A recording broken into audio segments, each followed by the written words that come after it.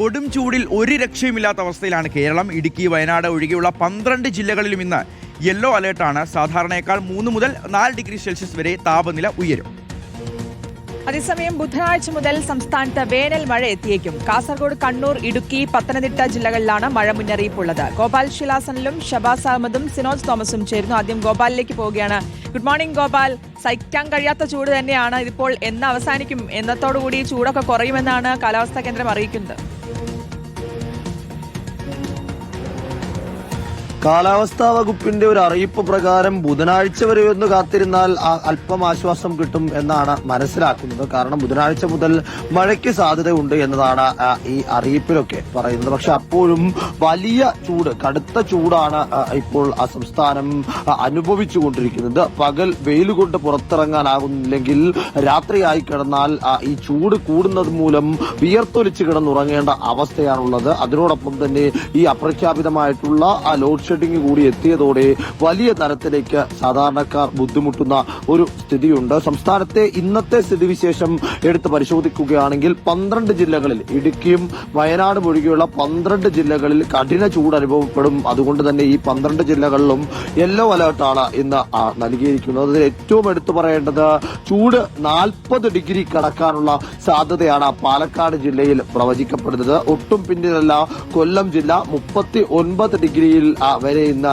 ചൂട് രേഖപ്പെടുത്തിയേക്കാം എന്നതാണ് അറിയാൻ സാധിക്കുന്നത്. കൊല്ലത്ത് ഇന്നലെ പുനലൂരിലടക്കം സൂര്യാഘാതം ഏൽക്കുന്ന തരത്തിലേക്കുള്ള സ്ഥിതിവിശേഷമൊക്കെ നമ്മൾ കണ്ടതാണ്. മറ്റ് ജില്ലകളിൽ 37, 38, 36 യഥാക്രമം എന്നിങ്ങനെ ഈ താപനിലകളിലേക്ക് ചൂട് എത്തിച്ചേരുമെന്നും അതുകൊണ്ട് തന്നെ കൃത്യമായി ആരോഗ്യവകുപ്പും റവന്യൂ വകുപ്പും കാലാവസ്ഥാ നിരീക്ഷണ കേന്ദ്രവും നൽകുന്ന അറിയിപ്പുകൾ കൃത്യമായി തന്നെ പാലിക്കണം എന്ന ഒരു നിർദ്ദേശം കൂടി ഈ ഘട്ടത്തിൽ സർക്കാർ സംവിധാനങ്ങൾ നമുക്ക് നൽകുന്നുണ്ട്. കാരണം ഒരുപാടധികം പേർക്ക് ഓരോ ദിവസവും സൂര്യാഘാതം ഏൽക്കുന്ന തരത്തിലേക്കുള്ള വാർത്തകൾ പുറത്തു വരികയാണ്. അതുകൊണ്ട് തന്നെ 11 മുതൽ 3 മണി വരെയുള്ള സമയങ്ങളിൽ പുറത്തിറങ്ങരുത്, ആവോളം വെള്ളം കുടിക്കണം എന്നീ പ്രധാനപ്പെട്ട 2 നിർദ്ദേശങ്ങൾ എല്ലാവരും, സംസ്ഥാനത്തുള്ള ഓരോ മനുഷ്യരും പാലിക്കേണ്ടതായിട്ടുണ്ട് എന്ന കാര്യം ഈ ഘട്ടത്തിൽ സൂചിപ്പിക്കുകയാണ്. മറുവശത്ത് ഈ കറണ്ട് കട്ട് എന്ന ഒരു കാര്യം ഇപ്പോഴും തുടരുകയാണ്. ഇന്നലെയും പല ഇടങ്ങളിലും രാത്രിയിൽ അപ്രഖ്യാപിതമായി 10, 15, 30 മിനിറ്റ് വരെ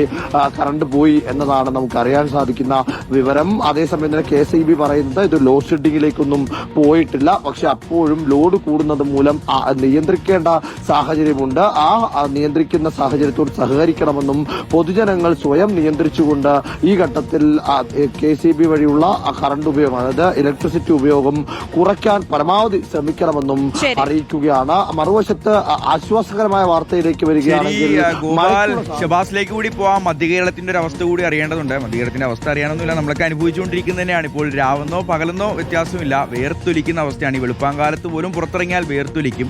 രാത്രി ആയിക്കഴിഞ്ഞാൽ കറണ്ട് പോലുമില്ല. ഇപ്പോൾ ലോഡ് ഷെഡിങ് എന്നുള്ളൊരു പേരില്ല, പവർ കട്ട് എന്നൊരു പേരില്ല. പക്ഷേ അപ്രഖ്യാപിത പവർ കട്ട് നടക്കുന്നുണ്ട്. ഇന്നലെ രാത്രി 2-3 തവണയൊക്കെ നമ്മുടെയൊക്കെ വീടുകളിൽ കറണ്ട് പോയതുമാണ്. അപ്പോൾ ഷബാസ, ഇന്നിപ്പോൾ മധ്യകേരളത്തിൽ എത്രത്തോളം ഒരു ചൂട് ഇന്നും വരും ദിവസങ്ങളിലും ഒക്കെ നമ്മൾ പ്രതീക്ഷിക്കണം? ഇത് എങ്ങോട്ടാണ് ഈ ഒരു പോക്ക്? ഒരു വേനൽ മഴയൊക്കെ വരും ദിവസങ്ങളിലൊക്കെ ഉണ്ടാകുമോ? ഒരു ചൂട് കുറയുമോ? എങ്ങനെയാണ് അവസ്ഥ? ഷിയാസ്, മധ്യകേരളത്തിൽ അസഹനീയമായ ചൂട് തുടരുകയാണ്. പകലായാലും രാത്രിയായാലും അതിലൊരു വ്യത്യാസവുമില്ല എന്നതാണ് പ്രധാനപ്പെട്ട കാര്യം. രാവിലെ നമ്മൾ നിൽക്കുമ്പോൾ പോലും വിയർത്തൊലിക്കുന്ന അവസ്ഥയാണ്. രാത്രി സമയങ്ങളിലൊക്കെ കുടിക്കുന്ന വെള്ളം മുഴുവൻ വിയർത്ത് ഒഴുകിപ്പോകുന്ന അവസ്ഥയാണ്. അത്രത്തോളം അസഹനീയമാണ് ചൂട് എന്ന് തന്നെ പറയേണ്ടി വരും.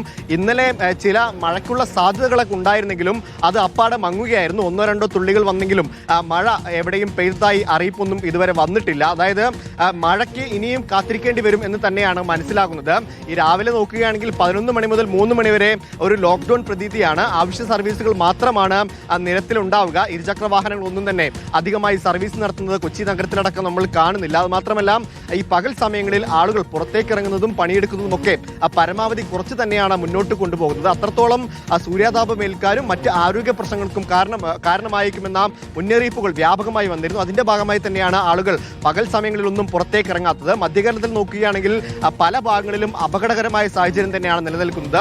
തൃശ്ശൂരിലടക്കം ഉഷ്ണതരംഗത്തിന് സാധ്യതയുണ്ട്. ആ മുന്നറിയിപ്പുകൾ അവിടെ നിലനിൽക്കുന്നുണ്ട്. ഇടുക്കിയിലേക്ക് വരികയാണെങ്കിൽ നമ്മളെല്ലാവരും തണുപ്പ് തേടി പോകുന്ന സ്ഥലമാണ് ഇടുക്കി. ഇടുക്കിയിലേക്ക് പോയാൽ അവിടെ അതീവ ഗുരുതര സാഹചര്യമാണ്. UV ഇൻഡെക്സ് 8ലേക്ക് എത്തിയിരിക്കുകയാണ്. അതായത് പുറത്തിറങ്ങിയാൽ പല ആരോഗ്യ പ്രശ്നങ്ങൾക്കും ഗുരുതര പ്രശ്നങ്ങൾക്കും കാരണമായിരിക്കുന്ന അവസ്ഥയിലേക്കാണ് ഇടുക്കിയിൽ എത്തിയിരിക്കുന്നത്. വലിയ മുന്നറിയിപ്പാണ് ജില്ലാ കളക്ടറടക്കം അവിടെ നൽകിയിരിക്കുന്നത്. പകൽ സമയങ്ങളിൽ നേരിട്ട് വെയിൽ കൊള്ളാൻ കഴിയാത്തൊരു സാഹചര്യം, അതായത് പുറത്തേക്കൊന്ന് ഇറങ്ങി കയറാൻ പോലും കഴിയാത്ത സാഹചര്യമാണ് ഇടുക്കിയിലും ഇപ്പോൾ നിലനിൽക്കുന്നത്. അതായത് മധ്യകേരളത്തിൽ പലയിടത്തും ഇത്തരത്തിൽ അപകടകരമായ സാഹചര്യം നിലനിൽക്കുന്നുണ്ട്. ഇന്നലെയും നിരവധി ആളുകൾക്ക് സൂര്യാതാപം ഏൽക്കുന്ന സാഹചര്യം ഉണ്ടായിരുന്നു. പലർക്കും ഗുരുതര ആരോഗ്യ പ്രശ്നങ്ങൾ, ഡീഹൈഡ്രേഷൻ അടക്കമുള്ള ആരോഗ്യ പ്രശ്നങ്ങൾ പല ഭാഗത്തു നിന്നായി റിപ്പോർട്ട് ചെയ്യപ്പെട്ടിരുന്നു. അതുമാത്രമല്ല രാത്രിയുള്ള കറണ്ട് കെട്ട് ആളുകളെ ആകെ വലച്ചിരിക്കുകയാണ്. ഇന്നലെയും പല തവണ കറണ്ട് പോയിരുന്നു. KCB ഓഫീസുകളിലേക്ക് കോളുകളുടെ ഒരു പ്രവാഹമാണ്. ആളുകൾ രാത്രി വിളിച്ച് KCB ഓഫീസിലേക്ക് മധ്യകേരളത്തിൽ നിന്ന് വടക്കൻ കേരളത്തിലേക്ക് ഒന്ന് പോകണം. സിനോജ് തോമസ് ഉണ്ട്. Good morning Sinoj. വടക്കൻ കേരളത്തിലെ എന്താണ് സാഹചര്യം എന്ന് ചോദിക്കേണ്ട, എല്ലായിടത്തും പറഞ്ഞ പോലെ തന്നെ വലിയ ചൂടാണെന്ന് അറിയാം. എന്തായാലും ബുധനാഴ്ചയോടുകൂടി വേനൽമഴ എത്തും. അത് കണ്ണൂർ, കാസർഗോഡ് ജില്ലകളിലൊക്കെയാണ് വേനൽമഴയ്ക്ക് സാധ്യത. അപ്പോൾ അതിൻ്റെ ഒരു ആശ്വാസമുണ്ട്, മഴ എത്തും എന്നുള്ളൊരു പ്രതീക്ഷയൊക്കെ ഉണ്ട്. ഒരു ഈ വലിയ കൊടും ചൂടിനൊരു ശമനം ഉണ്ടാകുമെന്നുള്ള പ്രതീക്ഷയിലാണല്ലേ?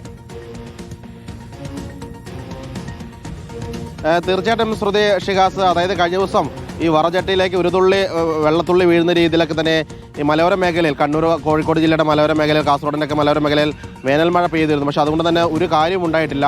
നഗരമെന്നോ ഗ്രാമമെന്നോ വ്യത്യാസമില്ലാതെ വലിയ ചൂടാണ് അനുഭവപ്പെടുന്നത്. ഇപ്പോൾ ഈ 6:15 സമയത്ത് പോലും രാവിലെ പോലും ആളുകൾ വിയർക്കുന്ന ഒരു സാഹചര്യമാണുള്ളത്. അത്രയധികം രീതിയിലുള്ള ഒരു ഉഷ്ണതരംഗം ഇവിടെ അനുഭവപ്പെടുന്നുണ്ട്. ഞാൻ നിൽക്കുന്ന കോഴിക്കോട് ജില്ലയിലാണെങ്കിൽ ഒരു 9-10 മണി ആകുന്ന സമയത്ത് തന്നെ 32-33 ഡിഗ്രി ചൂടാണ് അനുഭവപ്പെട്ട് വരുന്നത്. ഏറ്റവും കൂടുതൽ ചൂട് അനുഭവപ്പെടുന്നത് പാലക്കാടാണ്. 40 ഡിഗ്രിയോളം ഇന്ന് അവിടെ ചൂട് വർദ്ധിക്കുമെന്ന് പറയുന്നത്. അല്പമെങ്കിലും ആശ്വാസമുള്ളത് വയനാട് ജില്ലയിലാണ്. അവിടെ ഏറ്റവും കൂടുതൽ വേനൽമഴ ലഭിച്ചിരുന്നു. പക്ഷേ ഈ കൽപ്പറ്റയിലും ലക്കിടിയിലുള്ള കാലാവസ്ഥയല്ല ഈ കർണാടക അതിർത്തിയായ പുൽപ്പള്ളി, മുല്ലംകൊള്ളി മേഖലയിലുള്ളത്. അവിടെയൊക്കെ തന്നെ വരണ്ട് ഉണങ്ങി കിടക്കുകയാണ്. പ്രത്യേകിച്ച് കബിനി നദി വറ്റി ഉണങ്ങി വെറും പാറക്കെട്ടുകളായി മാത്രം കിടക്കുന്ന ദൃശ്യങ്ങളാണ് കാണുന്നത്. കാരണം ബീച്ചിനഹള്ളി ഡാമിലൂടെ കർണാടക കൂടുതൽ വെള്ളം അവിടേക്ക് ഒഴുക്കിക്കൊണ്ട് പോയിട്ടുണ്ട്. അതുകൊണ്ട് വയനാട്ടിൻ്റെ കർണാടകയുമായി ചേർന്ന് നടക്കുന്ന അതിർത്തി പ്രദേശമൊക്കെ തന്നെ വരണ്ട് ഉണങ്ങി കിടക്കുന്ന സാഹചര്യമാണുള്ളത്. കണ്ണൂരിലേക്ക് പോയാൽ അവിടെയാണ് സൂര്യതാപമേറ്റ് ഒരു മരണം കഴിഞ്ഞ ദിവസം ഉണ്ടായത്. കണ്ണൂരിലും കാസർഗോഡിലും സമാനമായ സാഹചര്യമാണ്. കനത്ത ചൂടാണ് കണ്ണൂർ, കാസർഗോഡ് ജില്ലകളിലുള്ളത്. അടുത്ത ദിവസം മഴ പെയ്യുന്നതും ഈ ജില്ലകളിലാണെന്ന് പറയുന്നത്. അതുകൊണ്ട് ഒരു ആശ്വാസവും പ്രതീക്ഷയും ജനങ്ങൾക്കുണ്ട്. കോഴിക്കോട് ഇതിനോടകം തന്നെ 2 പേർക്ക് സൂര്യതാപം ഏൽക്കുകയും ചെയ്തിട്ടുണ്ട്. ഒരു അംഗനവാടി ടീച്ചർക്കും ഒരു ആശാരിപ്പണി ജോലി ചെയ്യുന്ന ഒരാൾക്കുമാണ് കഴിഞ്ഞ ദിവസം സൂര്യതാപം ഏറ്റത്. അതുകൊണ്ടൊക്കെ തന്നെ ആളുകൾ ജാഗ്രതയിലാണ്. പക്ഷേ ഈ അത്യാവശ്യ ജോലിക്ക് ഇറങ്ങേണ്ട ആളുകളുണ്ടല്ലോ, സെക്യൂരിറ്റിക്കാർ, ഒപ്പം തന്നെ നമ്മളെപ്പോലുള്ള ആളുകൾ, മറ്റേ ഈ നിർബന്ധമായി ജോലിക്ക് പോകേണ്ട ആളുകളൊക്കെ തന്നെയുണ്ട്. അവരൊക്കെ തന്നെ ജോലിക്ക് ഇറങ്ങേണ്ട സാഹചര്യമുണ്ട്. സെൽഫ് ലോക്ക്ഡൗൺ എടുക്കാൻ കഴിയാത്ത ആളുകളൊക്കെ തന്നെയുണ്ട്. പ്രത്യേകിച്ച് ഈ തുറസായ സ്ഥലങ്ങളിൽ ഈ സെക്യൂരിറ്റി ജോലിയൊക്കെ തന്നെ എടുക്കുന്ന ആളുകളൊക്കെ തന്നെ കഴിഞ്ഞ ദിവസം ബുദ്ധിമുട്ടുകൾ പറഞ്ഞിരുന്നു. അത്തരത്തിലുള്ള ആളുകളൊക്കെ തന്നെ ജോലിക്ക് ഇറങ്ങുന്നുണ്ട്. പക്ഷേ പേടിച്ചാണ് ഇറങ്ങുന്നത്. സൂര്യതാപം ഏൽക്കുമോ എന്നൊരു പേടിയോടുകൂടിയാണ് അവരൊക്കെ തന്നെ ഇറങ്ങുന്നത്. പക്ഷേ മഴ ലഭിക്കുമെന്നൊരു പ്രതീക്ഷ അവരുടെ മനസ്സിലുമുണ്ട്. ശ്രുതി, തീർച്ചയായിട്ടും. എന്തായാലും ഇടുക്കി, വയനാട് ഒഴികെയുള്ള 12 ജില്ലകളിലാണ് ഇന്നും യെല്ലോ അലേർട്ട് ഉള്ളത്. വലിയ ചൂട് തന്നെയാണുള്ളത്. ഒപ്പം ബുധനാഴ്ച മുതൽ സംസ്ഥാനത്ത് വേനൽമഴ എത്തിയേക്കും എന്നുള്ളതൊരു ചെറിയ ആശ്വാസമുള്ള കാര്യമാണ്.